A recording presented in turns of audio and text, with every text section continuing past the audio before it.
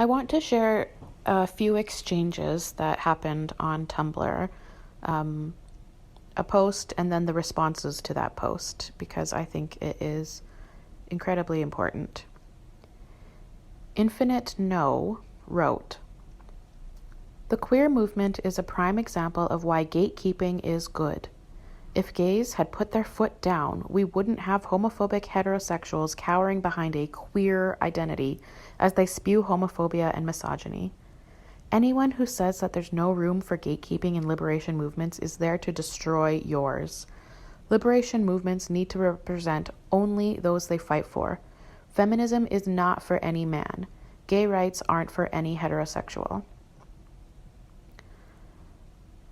Garden Owler replied, "I don't think it's fair to say if gays had put their foot down, though this was a very slow, parasitic, and apparently benign infiltration by straight people into the gay community. They first got their shoe in the door by manipulating bisexuals into thinking lesbians and gays were their adversary.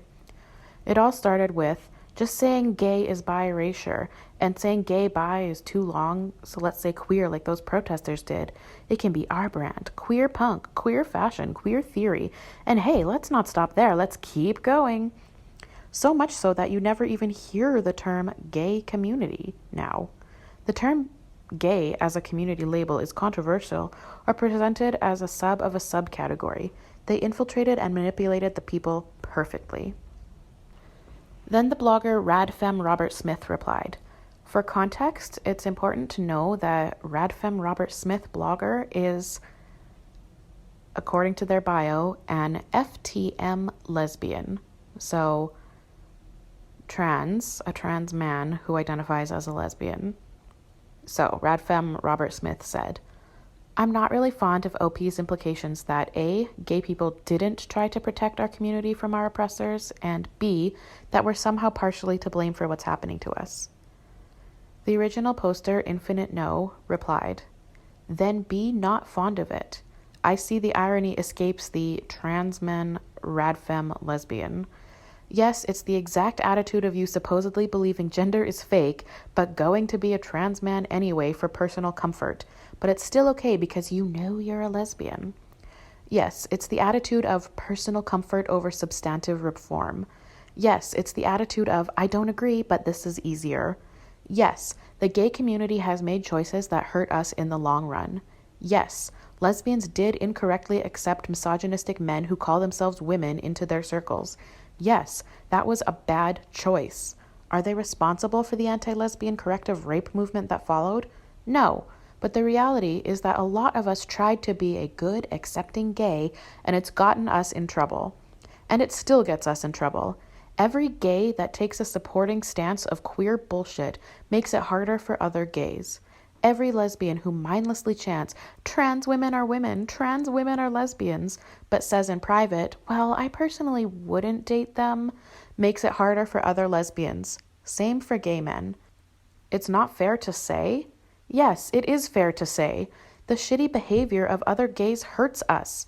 Someone deciding to be a good token gay that says the right things makes it so there's good gays and evil gays. Famous lesbians leaning into the bullshit hurts us. Famous gay men leaning into it hurts us. Oh, but it's so hard being gay. Why make it harder? Because accepting homophobic and misogynistic bullshit makes it harder for everyone. Miriam M. coming out against JKR makes it harder. Ellen Page makes it harder.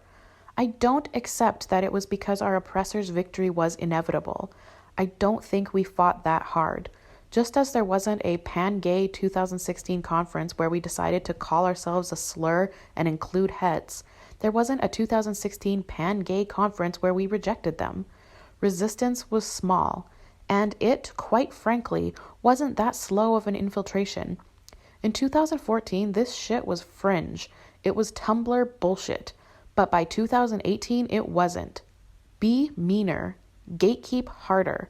Yes, being a lesbian radfem and identifying with a homophobic and misogynistic ideological belief system and advocating for harmful cosmetic surgery is bad. Gay people deserve to be called out on how shitty they've made things for other gays. We are not little ooh-woo babies that did nothing but it was inevitable. There are anti-choice women who make things worse, and Phyllis Schlafly's of the world, and who exactly are we helping pretending there aren't?